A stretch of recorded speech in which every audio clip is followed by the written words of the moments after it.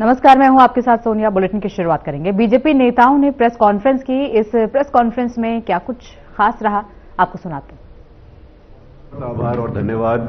साथियों, संत शिरोमणि गुरु रविदास जी महाराज 650वीं जन्म जयंती का कार्यक्रम है और आपको ज्ञात है कि भारतीय जनता पार्टी हमारा ध्येय है, हमारा विचार है राष्ट्र प्रथम, सांस्कृतिक विरासत, और ऐसे सांस्कृतिक विरासत में समरसता के संत प्रतिनिधि संत शिरोमणि गुरु रविदास जी, उनके जीवन का दर्शन, उनके विचार और उनका संदेश।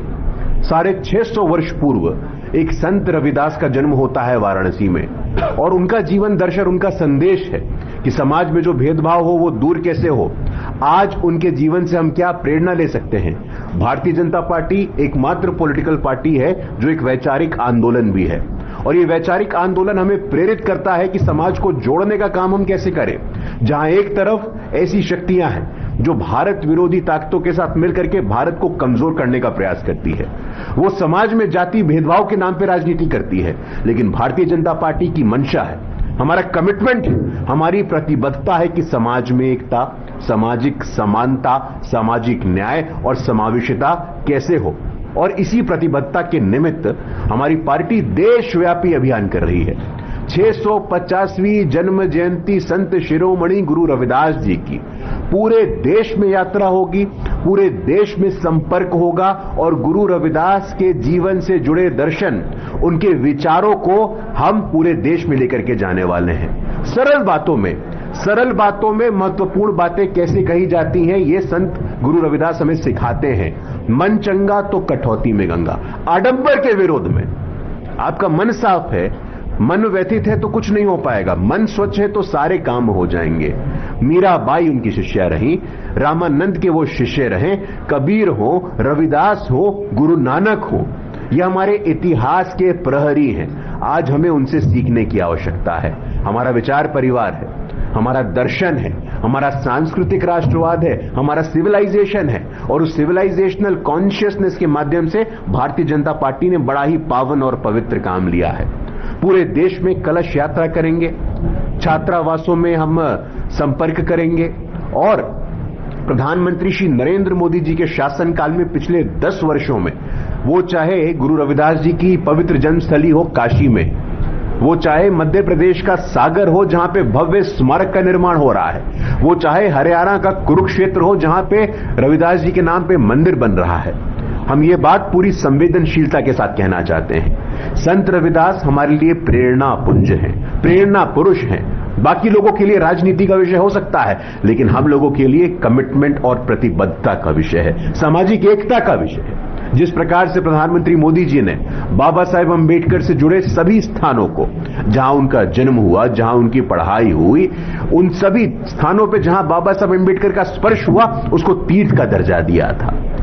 उसी आधार पे जितने भी महापुरुष हुए हैं, संत रविदास का चूंकि 650वां वर्ष है, 600 साल पूर्व भी ऐसे महापुरुष हुए, उनसे हम आज की पीढ़ी को क्या सिखा सकते हैं, ये बहुत ही महत्वपूर्ण है। और मुझे लगता है कि छत्तीसगढ़ की भारतीय जनता पार्टी की जो टोली है, उसमें हमारे प्रदेश महामंत्री, एससी मोर्चा के अध्यक्ष और पूरी टीम 36 संगठनिक जिलों में जाएंगे, संपर्क करेंगे, और समाज में एकता का, समाज में संवेदनशीलता का और समाज में समावेशिता का एक संकल्प भी लेने का काम करेंगे और संदेश भी देने का काम करेंगे। आज पूरे देश में हम देख रहे हैं कि किस प्रकार से भारत विरोधी ताकत सक्रिय हो जाती है। ऐसे में ये हमारा दायित्व है, एक सक्रिय नागरिक होने के नाते समरसता हम सबका दायित्व है, और विशेष तौर पे भारतीय जनता पार्टी के कार्यकर्ताओं का। पिछले 11-12 वर्षों में हमने देखा है कि सामाजिक न्याय हो, समानता हो, पहली बार संविधान के सर्वोच्च स्थान पे आदिवासी की बेटी बैठती है तो अब बैठती है। राहुल गांधी जी और विपक्ष के जितने नेतागण हैं, उनके लिए सामाजिक न्याय सिर्फ शब्द मात्र है, हमारे लिए प्रतिबद्धता है। राहुल गांधी जी कहते हैं कहां है एससी एसटी ओबीसी, कहां है एससी एसटी ओबीसी।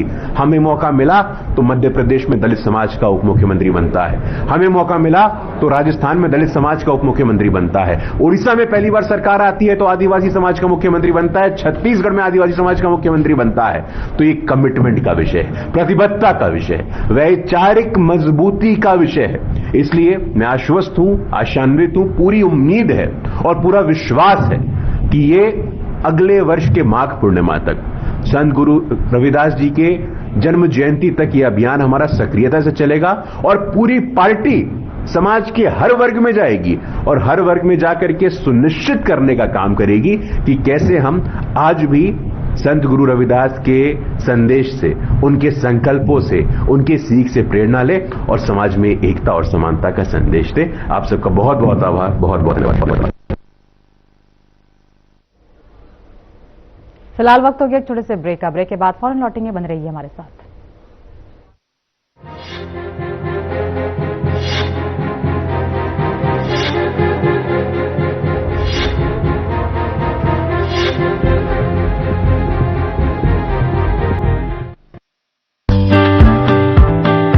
छत्तीसगढ़, जो अपनी उपजाऊ भूमि और मेहनतकश किसानों के लिए जाना जाता है, आज मुख्यमंत्री श्री विष्णुदेव साय के अथक प्रयासों से कृषि क्षेत्र में एक नई डिजिटल क्रांति का अनुभव कर रहा है। राज्य में लागू एग्रीस्टैक पहल ने किसानों के जीवन और खेती दोनों में अभूतपूर्व बदलाव लाना शुरू कर दिया है। एग्रीस्टैक के अंतर्गत किसान रजिस्ट्री के माध्यम से राज्य के हर किसान को एक विशिष्ट डिजिटल पहचान मिल रही है, जो उनके भूमि रिकॉर्ड और सरकारी योजनाओं से जुड़ी है। इससे बिना किसी बिचौलिए के योजनाओं का लाभ सीधे किसानों के बैंक खातों में पहुंच रहा है। धान खरीदी की प्रक्रिया, जो छत्तीसगढ़ की कृषि अर्थव्यवस्था की रीढ़ है, अब एग्रीस्टैक से और अधिक पारदर्शी और सुव्यवस्थित हो गई है।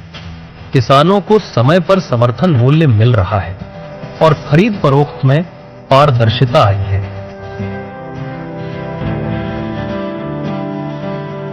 वहीं डिजिटल फसल सर्वे और भू संदर्भित मानचित्रों से भूमि विवादों में कमी आ रही है। पंजीकृत किसानों को किसान क्रेडिट कार्ड, फसल बीमा, बीज और खाद जैसी सुविधाएं अधिक सुगमता से मिल रही हैं। साथ ही ई नाम जैसे प्लेटफॉर्म से जुड़े किसान अब राज्य की सीमाओं से बाहर भी अपने उत्पाद बेचकर बेहतर दाम प्राप्त कर पा रहे हैं। मुख्यमंत्री श्री विष्णुदेव साय और छत्तीसगढ़ शासन की प्रतिबद्धता ने राज्य के किसानों को डिजिटल रूप से सशक्त किया है। विष्णु के सुशासन में संवर रहा किसानों का जीवन।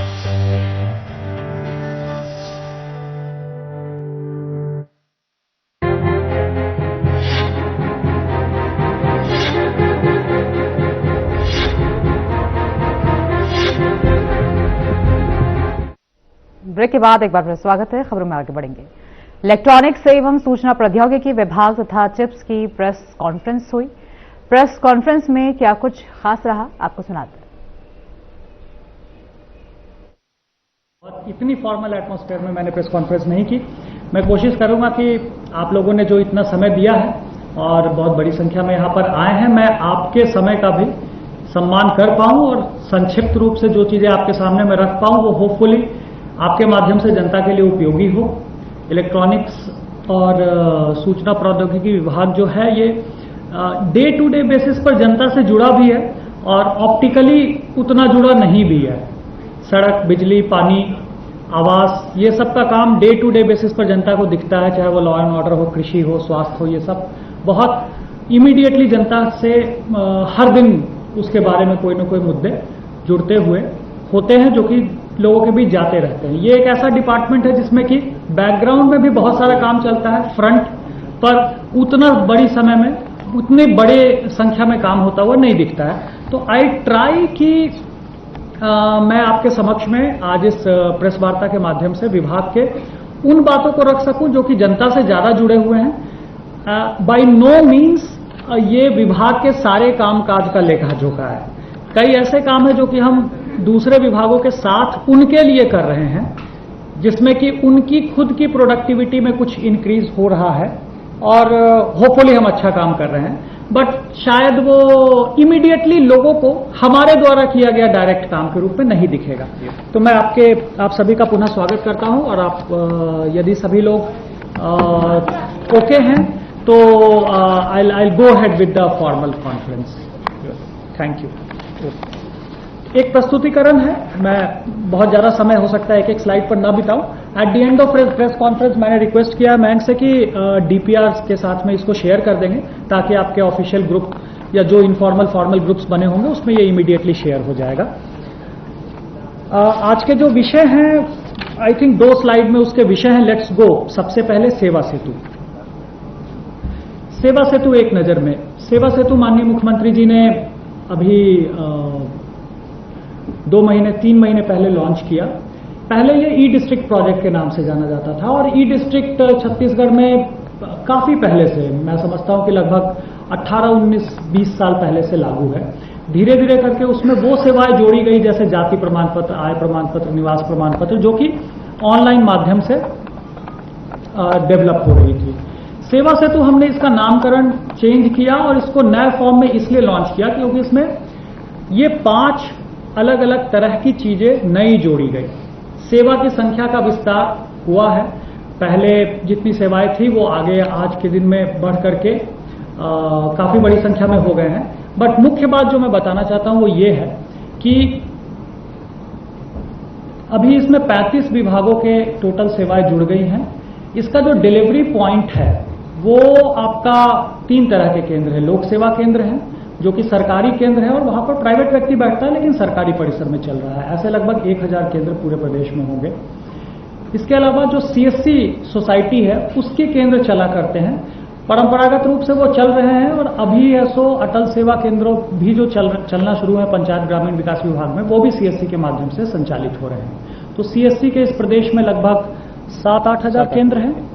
इसके अलावा विगत समय में मैंने जैसे बताया कि ई डिस्ट्रिक्ट का प्रोजेक्ट लगभग 20 साल से चल रहा है. तो वो 20 साल के दरमियान में प्राइवेट ऑपरेटर्स को भी आईडीज दिए गए हैं जो कि इस पोर्टल को संचालित कर सकता है और जो भी लोग आते हैं उनका विभिन्न प्रकार के सर्विसेज के लिए आवेदन भर सकता है. तो ऐसे करके पूरे प्रदेश में लगभग 16,000 केंद्रों का ये पूरा पोर्टल है जिसके माध्यम से लगभग 35 विभागों के विभिन्न सेवाएं इसमें प्राप्त हैं.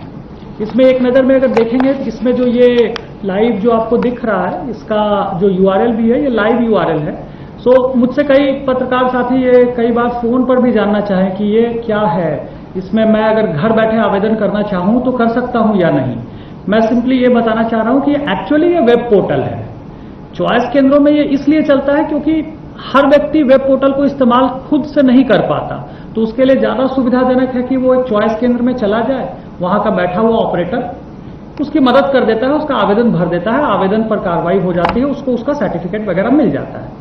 अगर कोई व्यक्ति घर बैठे अगर आवेदन करना चाहे तो उसे चॉइस केंद्र भी जाने की जरूरत नहीं है, सेवा सेतु केंद्र तक भी पहुंचने की जरूरत नहीं है. वो अपने घर बैठे भी चाहे तो आवेदन कर सकता है. इसमें हमने जो यहां पर आपका यूजर नेम और पासवर्ड जो बनाया है, इसमें नीचे देखेंगे एक नया पंजीयन हेतु क्लिक करें है. तो नया पंजीयन कोई करना चाहे अपना कर सकता है. उसमें हमने आधार को रखा है. आधार यदि व्यक्ति यूज करता है तो इस पोर्टल के बहुत सारे फीचर्स हैं. ऑफ कोर्स हमने आधार को मैंडेटरी नहीं कर रखा है, लेकिन अगर आधार को इस्तेमाल करता है तो इनहेरेंटली आज के दिन में आधार से लिंक्ड इतनी ज्यादा सर्विसेज इंटीग्रेट हो गई हैं कंट्री में कि एक क्लिक में उसको बहुत सारी व्यवस्थाएं मिल जाएगी. जो ये है, जितने भी सर्टिफिकेट जनरेट हो रहे हैं वो एक डिजिटल दस्तावेज के रूप में जो डिजी लॉकर है वहां पर सेव हो रहे हैं. जैसा आप सभी को पता है, आपका मेरा सभी का डिजी लॉकर आधार से इंटीग्रेटेड है. तो अगर मैं आधार भर करके सेवा सेतु से कोई लाभ लेता हूं तो वो सर्टिफिकेट सर्वदा के लिए डिजी लॉकर में सेव हो जाएगा. अगर नहीं करता हूं तो वो सर्टिफिकेट तो मुझे आज पीडीएफ मिल जाएगा, लेकिन वो फिर मुझे खुद को संभाल कर रखना पड़ेगा. सो इट इज बेटर कि अगर हमारे नागरिक आधार को यूज करें. इसमें आज के दिन में जितने भी सर्विसेज है, आय, जाति, निवास, मैरिज सर्टिफिकेट, नाम चेंज वगैरह वगैरह, जितनी भी इमेजिन आप कर सकते हैं, और इसकी सूची आप जब भी चाहें तो देख भी सकते हैं पोर्टल पर. वो क्यूआर आधारित है. ये एक बड़ी इंपॉर्टेंट सेवा हमने लॉन्च की. फॉर एग्जाम्पल, अगर किसी का जाति प्रमाण पत्र है, वो किसी अथॉरिटी के सामने उसने प्रस्तुत किया. अब उस अथॉरिटी को ये जांचना है कि वो जाति प्रमाण पत्र फर्जी तो नहीं है, तो उसके ऊपर एक क्यूआर कोड बना हुआ है. जब वो अथॉरिटी उस क्यूआर कोड को स्कैन करता है तो सरकार के पोर्टल पर एग्जैक्टली वो जाति प्रमाण पत्र कैसा दिखता है सरकारी यूआरएल लिंक के साथ में वो देख सकता है। अब सपोज उस पोर्टल पर नाम अंकित आनंद नहीं दिख रहा है, कुछ और दिख रहा है, और जो प्रस्तुत हुआ है उस पर नाम अंकित आनंद है, इसका मतलब वो फर्जी है, ये वो जाति प्रमाण पत्र नहीं है जो एक्चुअली में बना है। तो इसीलिए आजकल क्यूआर आधारित सत्यापन हर एक विभाग, हर एक अथॉरिटी चाहती है, वो हमने इसमें इंटीग्रेट कर रखा है। 100% जो इसमें सर्टिफिकेट्स इत्यादि जनरेट हो रहे हैं वो ये है। तीसरा, प्लेटफॉर्म का एकीकरण। इसमें भारत सरकार का उमंग प्लेटफॉर्म है, ई प्रमाणन प्लेटफॉर्म है, ई ताल प्लेटफॉर्म है, जो अलग अलग सेवाएं उपलब्ध करा रही है। हमारा सेवा सेतु पोर्टल 100% इंटीग्रेटेड है उन पोर्टल से, यानी हमारा नागरिक अगर इस माध्यम से कोई सेवा लेता है तो उन पोर्टल्स पर और दूसरी सेवा लेने के लिए अगर इस सर्टिफिकेट की जरूरत है तो उसको सीधे सीधे दिखेगा। ऐसा नहीं होगा कि पुनः उसको अपना खोज करके निकाल करके उस सर्टिफिकेट को सबमिट करना पड़ेगा। हमने इसमें इसको शासकीय ट्रेजरी इत्यादि से हमने इंटीग्रेट किया है। कुछ सेवाएं ऐसी हो सकती है जिसमें कि ट्रेजरी से चलान से 10 रुपए ही सही जमा करना पड़ता है, अपने आप में वो एक हैसल है। नॉर्मल प्रक्रिया में वो ट्रेजरी चलान आपको बैंक में जाके जमा करना पड़ेगा। ये प्लेटफॉर्म सेल्फ इंटीग्रेटेड है, तो संबंधित आदमी वहीं अपना एक सभी माध्यम पेमेंट का जो हो सकता है, चाहे वो नेट बैंकिंग हो, चाहे यूपीआई हो, चाहे जितनी भी व्यवस्था है, उसके माध्यम से पैसे पटा दिया, उसका ट्रेजरी चलान साथ में जनरेट हो गया और सेवा के लिए अप्लाई कर दिया। अब इन सभी सेवाओं को लेने के लिए हम कहाँ जाएं? एक तो मैंने बताया कि ये भ्रांति न रहे, एक्चुअली ये वेब पोर्टल है, हम और आप सीधे जाकर के आवेदन कर सकते हैं। लेकिन यदि किसी को सुविधा के पॉइंट ऑफ व्यू से केंद्र पर जाकर के वहां आवेदन करना है तो निकटतम लोक सेवा केंद्र के लिए हमने अपने पोर्टल पर सारे केंद्रों का जीपीएस कोऑर्डिनेट रख रखा है, वहां से सर्च भी किया जा सकता है। और गूगल मैप कोडेड है वो, तो क्लिक करने पर जो लोग आजकल गूगल मैप यूज कर पाते हैं एक्चुअली गूगल मैप यूज करते हुए पहुंच भी सकते हैं। अदरवाइज एड्रेस भी है, ताकि व्यक्ति एड्रेस पढ़ के अगर जाना चाहे तो जा सकता है। नेक्स्ट, इस पर हमने एक व्हाट्सएप और एआई चैटबॉट बनाया है। बेसिकली ये इसलिए है कि क्योंकि लोग पढ़ने की जगह आजकल क्वेश्चन आंसर मोड में बात ज्यादा करना चाहते हैं कि मुझे ये सेवा लेनी है, इसके लिए कौन कौन से दस्तावेज मैं तैयार रखूं। तो अगर वैसा क्वेश्चन किया जाता है तो आंसर कैन कम कि भाई ये 5 दस्तावेज लगते हैं, आप इस तैयारी के साथ में आइए, ताकि आपको फिर से ना आना पड़े, तैयारी के साथ में आइए। आवेदन हर स्टेज पर कहां तक पहुंचा, किस अधिकारी के पास है या किस प्रक्रिया में है, उसका कांस्टेंट व्हाट्सएप से इंटीग्रेशन, व्हाट्सएप नोटिफिकेशन से हम इसमें मैसेजेस पुश कर रहे हैं। ज्यादातर लोगों के पास आज के दिन में व्हाट्सएप अवेलेबल है, ऑल्दो उसके खुद के लॉगिन करता है तब भी उसको आवेदन का स्टेटस दिख पाएगा। सपोज कोई ऐसा दूर ग्रामीण क्षेत्र का व्यक्ति है जिसका व्हाट्सएप नहीं है, तो वो पोर्टल पर भी अपने लोक सेवा केंद्र जाकर या खुद भी पोर्टल पर लॉगिन करके चेक कर सकता है कि क्या है स्टेटस। पीछे जाओ और पीछे एक वो नंबर्स पे पहला जो स्लाइड था, हाँ, इसमें जस्ट मैं इतना बताना चाह रहा था कि हमने लगभग 1 अप्रैल 2025 से लगभग 44 लाख आवेदन इस पर प्रोसेस किया है। सो रफली 15,000 के आसपास आवेदन रोज निराकृत हो रहे हैं। So it is quite used portal. इसमें लॉन्चिंग के बाद ये संख्या लगभग 3-4 हजार बढ़ी है। नाउ इंक्रीमेंटल इंक्रीज आवेदन की संख्या का कम है, बट इंक्रीमेंटल इंक्रीज जो सर्विसेज नए जुड़े हैं उसका बहुत ज्यादा है।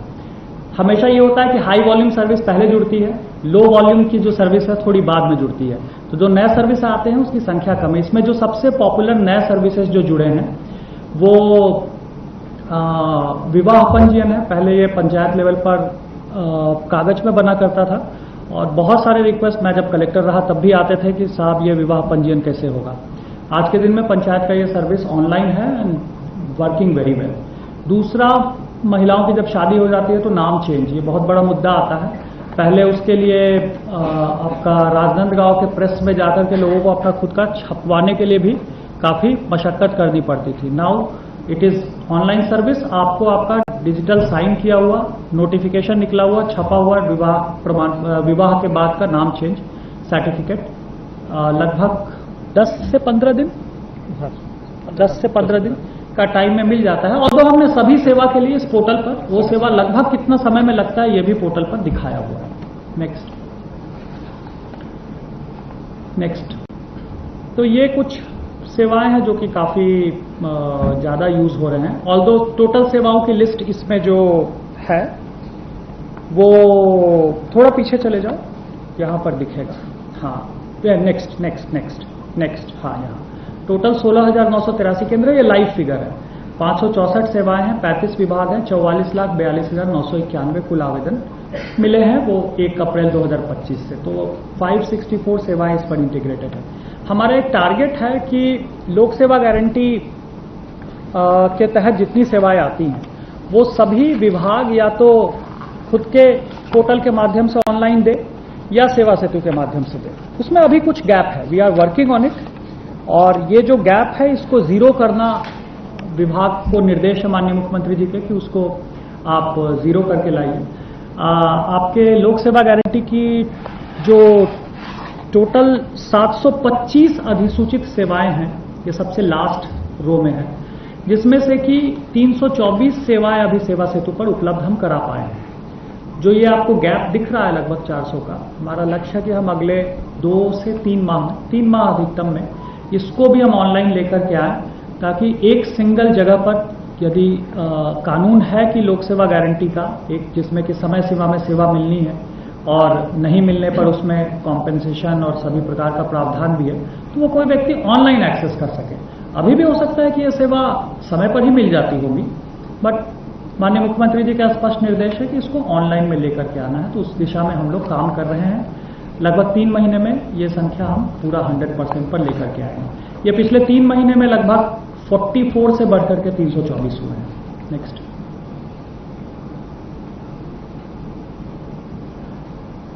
इसमें कई लोग मुझसे ये भी पूछते हैं कि जो सर्टिफिकेट है वो किस लैंग्वेज में निकलता है। सर्टिफिकेट हम लोग अपने ऑफिशियल हिंदी लैंग्वेज में ही जारी करते हैं, बट जो पोर्टल है, पोर्टल भाषिणी से इंटीग्रेटेड है और वो किसी भी भाषा में उसको आप सेलेक्ट करके चेंज कर सकते हैं। हमारे भारत के संविधान के जो शेड्यूल जितने लैंग्वेज हैं, हमारे नागरिक अलग अलग भाषा बोलने वाले हो सकते हैं। हिंदी ऑफकोर्स छत्तीसगढ़ में सबसे ज़्यादा चलती है, तो वो उस भाषा को सेलेक्ट करके पोर्टल विल कंप्लीटली ट्रांसफॉर्म और वो उस भाषा में चेंज हो जाएगी। नेक्स्ट, ये हमने कुछ केंद्रों की, केंद्र में सिर्फ इसलिए दिखा रहा हूं, आप उद्देश्य मेरा ये दिखाना नहीं है कि हम कितना अच्छा प्रचार प्रसार कर रहे हैं। उद्देश्य ये है दिखाना कि हम कोशिश कर रहे हैं कि केंद्र थोड़ा विजिबल हो। जैसा मैंने आपसे निवेदन किया, बहुत सारे केंद्र प्राइवेट स्थानों पर चलते हैं, सिर्फ 1000 केंद्र ऐसे हैं जो सरकारी स्थान पर चलते हैं। तो प्राइवेट स्थान अगर विजिबल नहीं है कि ये सरकार का सेवा देने वाला स्थान है, तो पता चला कि आम जनता को पता ही नहीं चला, वो जिसको पता है सिर्फ वही उस कंप्यूटर वाले सेंटर पर जाएगा। तो वी आर ट्राइंग कि थोड़ा सा विजिबल केंद्र दिखे और वी आर कमिटेड। हमने कुछ, मैं ये क्लेम नहीं कर रहा कि हमने सारे केंद्र को पर ये सारे बोर्ड लगा दिए हों, ऑल्दो हमारी मंशा यही है, but we are trying to collect certificate कि सभी केंद्रों का सम विजिबिलिटी बन गया और उसके हम फोटोग्राफ्स कलेक्ट कर रहे हैं। नेक्स्ट, ये जो मैंने आपसे निवेदन किया कि सेवा सेतु केंद्र खोज कैसे सकते हैं, तो इसको हमने पोर्टल पर ही दे रखा है। निकटतम स्थान, अगर जीपीएस इनेबल्ड आपका कंप्यूटर है तो निकटतम स्थान खुद भी छांट के बता देगा। अदरवाइज आप जिला और उसका ब्लॉक इत्यादि सेलेक्ट करके उसके सारे लिस्टेड केंद्र देख सकते हैं और खुद डिसाइड कर सकते हैं कि कौन सा address best address. Next, bulletin में फिलहाल के लिए इतना ही। आगे की तमाम खबरों के लिए बने रहिए हमारे साथ।